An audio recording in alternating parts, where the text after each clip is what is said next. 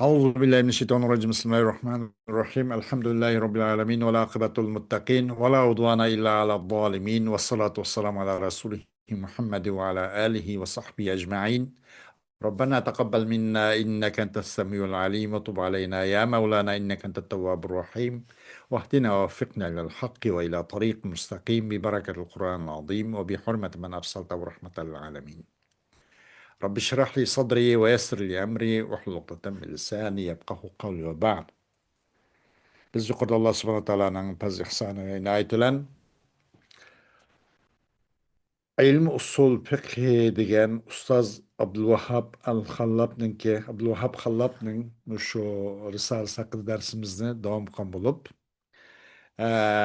buningda biz adillat shar'iyyaninki 6 dalil bo'lgan maslahatul mursala o'sha buningdan va hujjatlikka oladiganlar va hujjat olmaydiganlar bu vaqt dars qilgan bo'lib, shu hujjatlikka oladiganlarning sharti nima degan o'shani to'xtab qolib ekanmiz. To'xtab qolganimizdan darsimizni davomlashtirishimiz. Deydi buningda shurutul ihtijaji biha. Bu maslahatul mursalaning o'zini biz hujjat deydiganlar. Hujjat oladiganlar. Uningki shartlari deydi. Bir qancha shartlar bor. Men yahtajjuna bil maslahatil mursalati ihtatu lil ihtijaji biha hatta la takuna baban للتشريع بالهوى والتشهي ولهذا اشترطوا في المصلحة المرسلة التي يبنى عليها التشريع شروطا ثلاثة. İnanılan hüccet keltirishning shartlari. Hamda maslahat mursallan hüccet keltirganlar hüccet yaraydi deydiganlar. Demek bu el-kelime adillatul far'iyye, adillatul asliye ve adillatul far'iyye. Asasen buna da 10 nimba masadir var da bunun 10 ve bazı onun da mücakil var asasen meşhur maruf bunu 10. Bunun ve adillatul asli olanı kitap, sünnet, icma, kıyas. Kağını çoğu mesela ne deyimiz? İstihsan deyimiz. Maslahatul mursala deymiz. Hazır biz ders kılıvatkanımız. Ve onunla başka örp deymiz. Şer'u man qablana deymiz. Ahl Medine deymiz. Digendekle. Bular hemiz şu. Bu adillet-i şer'iyyen el-qinime. Bu adillet-i el-far'iyye. Yukarıki asli. Bunun zaten hemisi asasen bilitbak. Ma o nime bular far'i. Bazılar bu delilik alımızdaydı, o delilik hüccet yaraydıydı ve bazı yaramaydı. Ama bunu da şu maslahatul mursalâne hem de biz hüccet kılamayız, delil kılsak buludu deydik Allah. İhtiyat kıldı da onunla hüccet keltiriş için. Şundak bak ihtiyat tüketti. Neme için degende bu maslahatul mursala bir kanun çıkırış için, bir meselenin yol koyuş için havai havaslan ve iştaha bilan bir nim qilish uchun tashri' qilish uchun bir ish bo'lib qolmag'ay deb buning bilan hujjat keltirishga alohida ehtiyot qilib shu shart ustiga shartni qo'yib bundaq nurg'un shartlarni o'tirib qo'ydi deydi. Mushu jihatdan shart qo'ydi ular o'yinga bir tashri'ni bunun bir qonunni bir ahkamni qurildigan maslahal mursalagacha 3 shartni o'tirib qo'ydi. Birinchi shart avvaluha an takuna maslahatan haqiqiyatan va laysat maslahatan vahmiyatan.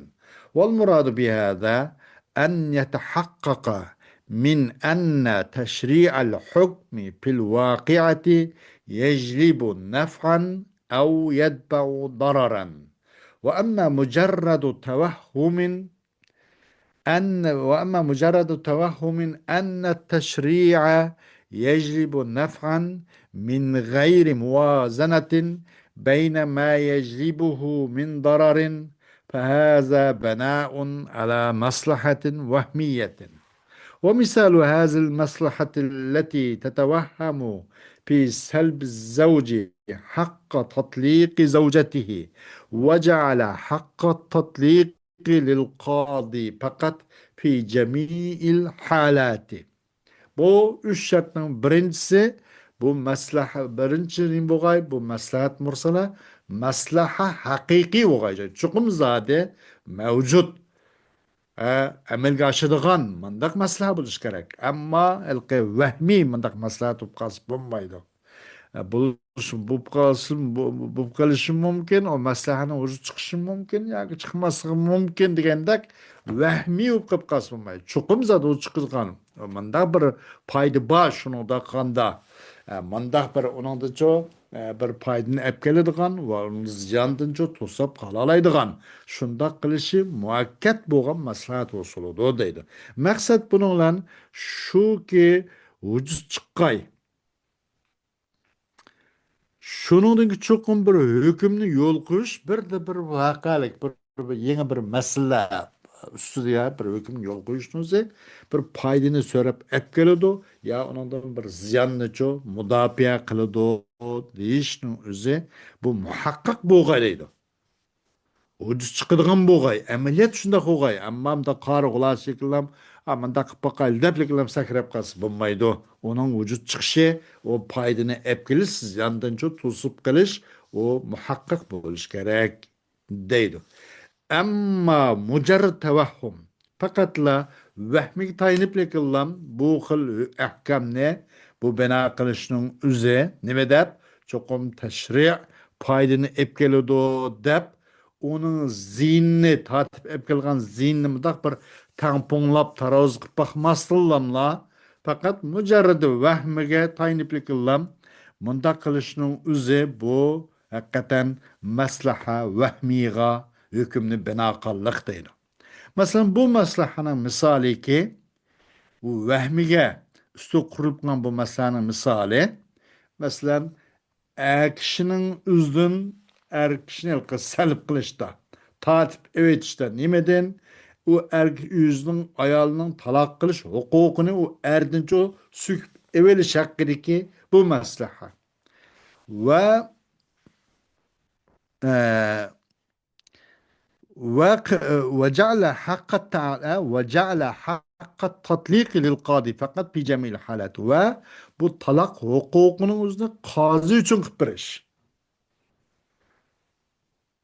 Yani kişininki o'zining ayolining taloq qilish haqqini tatib elib bunichu qozi uchun bu haqqini buni qilib berishning o'zi faqat har qanday ahvolda buni o'zi maslaha vahmiya deydi. Bu xotinni u elib uni biroz kaltipam deb turib uni bir ishni to'liq yaxshi bajaranmaydi u deb qarab ishlarsa hang vaqti sal qaraydi deb qarab buning o talaq qilish huquqini erdidan elib qoziga tutqizib qo'yibdi. Bu talaq ismi qozoqim talaq bersin degandek. Buning o'zi bir vahmiy bir maslahat deydi. Ba'zi ishlarda kimda qaraq kaltifamliqqan bilan yana ba'zi muhim ishlarda yana o'zi bajarib ketish mumkin. Buni o'zi masalan bu huquq ne bu zavji tatliq degan bu haqni qoziga tutqizib qo'yganlik bu maslaha. Bu qalaymaqan talaq qilib u o'ltirib uyini buzib qo'ymasin, bir oila vayron qilib qo'ymasin degan e'tibor bilan bu qoziga tutqazgan bilan bu maslahatni ko'zda tutib turib, ammo bir vahmiy bu deydi. Haqiqiy emas. İkincisi, bu üç şartның ikincisi saniha en tekuna maslahatan ammatan ve leysat maslahatan şahsiyeten. Vel muradu fi hada أن يتحقق من أن تشريع الحكم في الواقعة يجلب نفعا لأكبر عدد من الناس أو يدفع ضررا عنهم وليس لمصلحة فرد أو أفراد قلائل منهم فلا يشرع الحكم لأنه يتحقق مصلحة خاصة بأمير أو عظيم بصرف النظر عن جمهور الناس ومصالحهم، فلا بد أن تكون لمنفعة جمهور الناس. Ama bunun ikinci şartı, maslahat mursalini hüccetlik ilişinin ikinci şartı nima desa, bu maslaha hamma odamga uygun kelgan bo'lishi kerak. Hamma odamning foydasiga oqadigan bo'lishi kerak. Ammo xos bir necha bir cho'ng katavash u bu mandaq odamning foydasiga kelam oqadigan mandaq maslahat bo'lib qolib qolsa, uni hüccetlik yaramaydi, o maslaha bo'lmaydi deydi. Maksat bunun bilan yani maslaha am bosuludu degan gap bilan shuki mavjud chiqqay u maqsad shuningdek chuqur bir hukmning o'zini bir masala ustiga hukmni o'zini tashriq qilib uni hukmni chiqarish bu bir foydani olib keladigan bo'lishi kerak. İnsanlardan köp sallağa, yani nurgun adamlarının faydasını göz tutup, şunun faydasıyla mas kılgan buluş gerek. Yaku köp insanlardan şu ziyanını müdafaa kılgan umum alakadar olan maslaha buluş gerek. Ama hususi bir nece şahs, muayyen, amandak bir adamlarının maslahatine uygun, şunun maslahatine bağlangan maslahat o'qib qolsa yana bo'lmaydi deydi. Emas bu bir shaxsningki yoki u insonlardan ozgina olgan bir necha shaxsning maslahatlariga mos keladigan, shunga mingishadigan mandaq maslahat bo'lib qolsa bo'lmaydi. Qurilmaydi bir hukmni, chunki u xil hukm u vaqtda bir fard yoki bir necha fardning maslahat ko'rsatilgan hukm tashriq qilmaydi. Chunki bu xos bir foydani vujud chiqqan bo'lib qoladida kimga bir amirga yoki bir azimga katta bir boshliq yoki cho'ngroq yuzlik bundoq bir odamninki bir nima bo'lib qoladida xos bo'lib qoladi. U insonlarning ko'pinchasidan qat'iy nazar bir necha odamning maslahatini ko'rsatib qilgan mandaq qilgan maslahat bo'lib qolsa bo'lmaydi deydi. Lazım o insanlarınki köpünsün menfaat için buluş lazım deydi.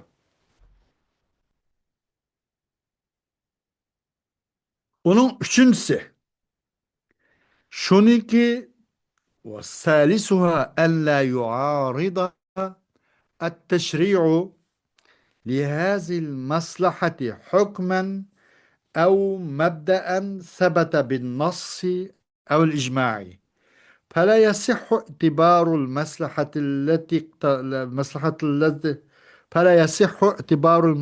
التي تقتضي مساواة الابن والبنت في الإرث، لأن هذه مصلحة ملغاة لمعارضتها نص القرآن. ولهذا كانت فتوى يحيى بن يحيى الليثي المالكي فقيه الأندلس وتلميذ الإمام مالك بن أنس خاطئة، وذلك أن أحد ملوك الأندلس أفطر عمدا في رمضان، فأفتاه الإمام يحيى بأنه لا كفارة لإفطاره إلا أن يصوم شهرين متتابعين، وبنى فتواه على أن المصلحة تقتضي هذا، إذ إن المقصود من الكفارة زجر المذنب وردعه حتى لا يعود إلى مثل ذنبه، ولا يردع هذا الملك إلا هذا. فأما إعتاقه رقبة فهذا يسير عليه ولا ردع فيه. فهذه الفتوى بنيت على مصلحة ولكنها تعارض نصا، لأن النص صريح في أن كفارة من أفطر في رمضان عمدا إعتاق رقبة، فمن لم يجد فصيام شهرين متتابعين، فمن لم يستطع فإطعام 60 مسكينا بلا تفريق بين ملك يفطر وفقير يفطر.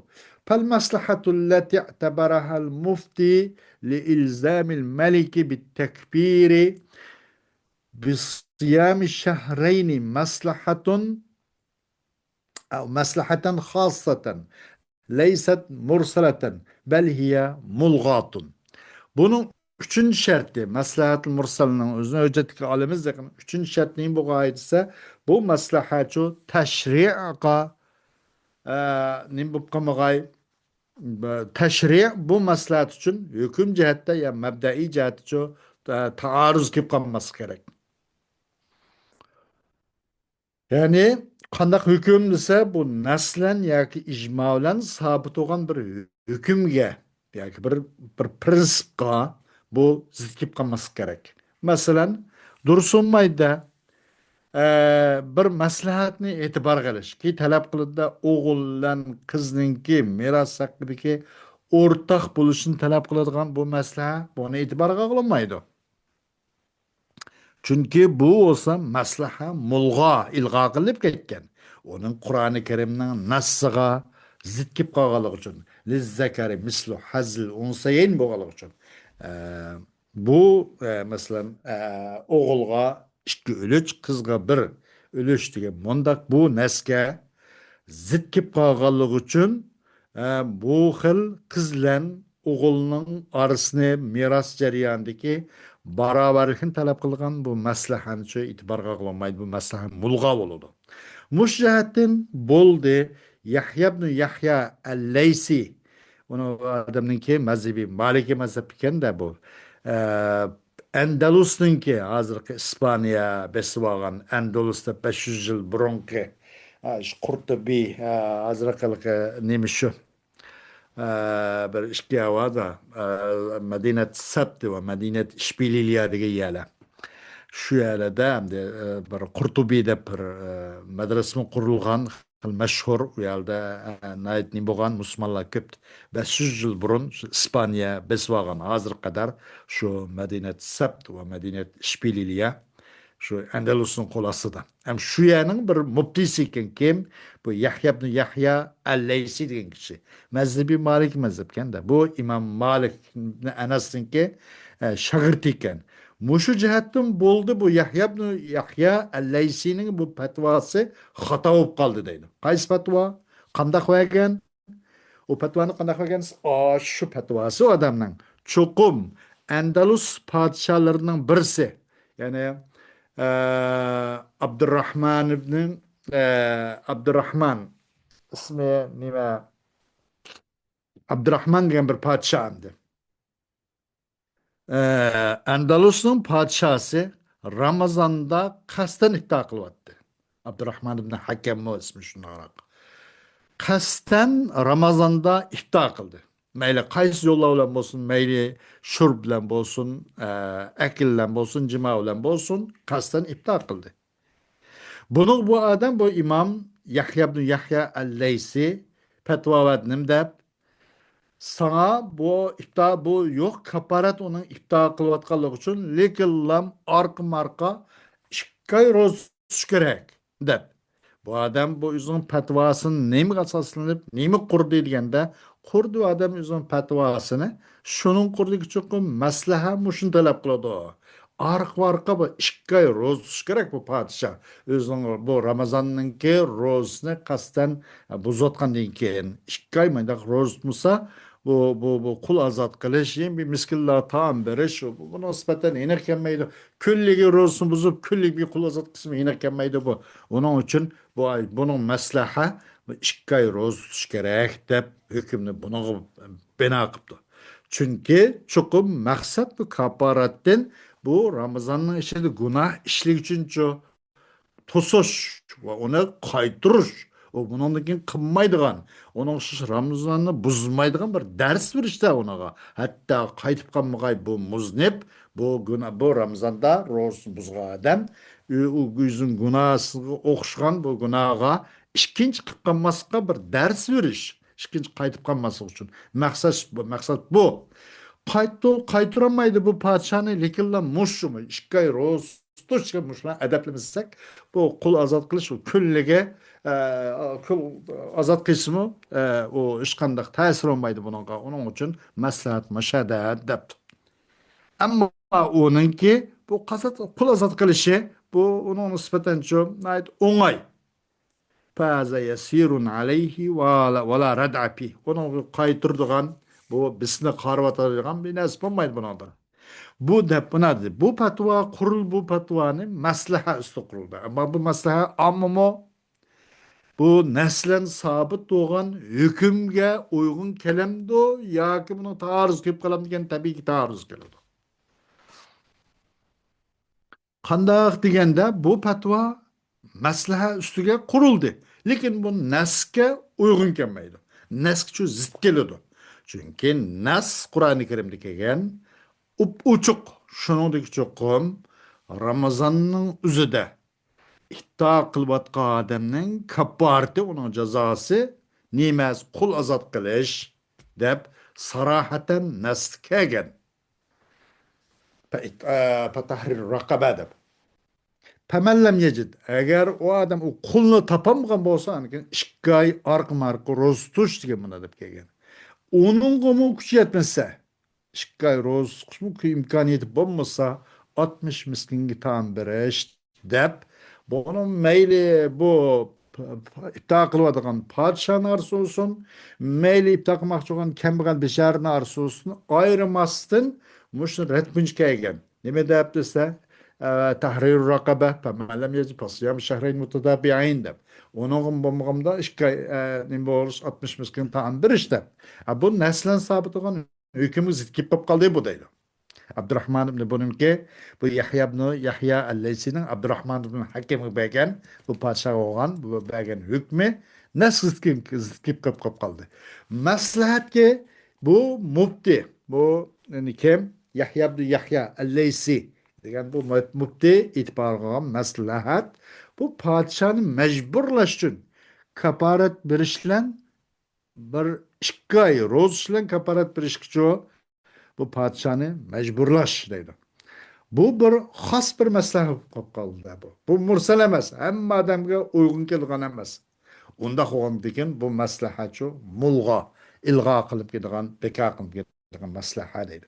Balkim u aslan qul ozod qilsa, bir qulni ozod qilib qo'yishning foydasi, buning savobi qanchalik 60 kunda 60 qulni ozod qilsa, masalan, balkim o 2 oy ro'za tutgandimmi 60 kulni azat qilsa, u balkim taxima uning maslahati jehulgan bo'ladi. Bu maslahatga balkim nazar qildimi qandaq? Bu maslaha mulg'a deydi. Va min hada يتبين أن المصلحة وبعبارة أخرى الوصف المناسب إذا دل شاهد شرعي على اعتباره بنوع من أنواع الاعتبار فهو المناسب المعتبر من الشارع وهو إما المناسب المؤثر أو المناسب الملائم وإذا دل شاهد شرعي على إلغاء اعتباره فهو المناسب الملغى وإذا لم يدل شاهد شرعي على اعتباره ولا على إلغائه فهو المناسب المرسل وبعبارة أخرى el-maslahatul mursalatu. Bunun röşen buludu ki çokum maslaha dingep. Yeni bir ibareler etsak, münasip bir sıfat dingep, onu şer'i bir şahit dalalat kılsa. Neymi gelse, muş vasf münasibinin ki, itibarının türlerden boğan bir türlen. Muasır mu, nimmo, mulaimmu, mulg'amu, mutlaqmu degan iborat. Bu e'tiborning turlaridan bo'lgan bir turlarlancho buning mo'tabar ekanligiga nim bo'lsa bir shar'iy dalil uqtulsa buning o'zi shariy tarafdan bo'lgan munosib mo'tabardir. U yani Şari Teala tarafından bo'lgan mu'tabar munosib deganlik bu yoki ta'sir ko'rsatgan vasf munosib yoki munosib en uygun bo'lgan vasf munosib demakchi deydi. Eğer bu shar'iy delil, shar'iy bir şahit dalolat qilibdi, uning mu'tabar e'tiborining ilg'o ekanligi, o munosib mulg'odir. Qandaqki bu Yahya Leysinin Abdurrahman ibn Hakem hakkındaki bergen fetvası o'xshash. Bu mulg'a.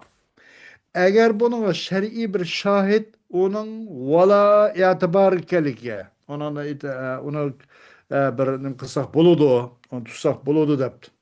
E'tibor qilsak bo'ladi deganga va uni ilg'osiga e'tibor qilish bo'lmaydi. Degan o'xshash vala e'tiborimi, vala ilg'og'imi hech qanday shar'iy bir shahid uni uqtumgan bo'lsa, bu munosib mursal. Yeni bir iborat bilan aytsak, maslaha mursala deydi. Demek bu xil təşriə, bu məsələ üçün bo'lgan təşri naslan ya icmalanço sabit olgan hükümge zid kip qılması kerak dedi. Bu yerda Yahya Leysiniki bu qan fetvası nasga ayet kerimliki i'taqu tahrir raqaba degan mushunga avval shu kelgandan zid kip qolgan. Undaq bo'lib qolmasa bo'ladi deydi. Undaq bo'lganda agar uni nimda patladi bu munosib mulg'a deyildi deydi. Xo'sh, vaqt bilan o'sha o'zi mushuni cheklab qolamiz, kifoyamiz. Darsimizning davomi keyingi soat bo'ladi. Va axiru davana alhamdulillahi robbil alamin.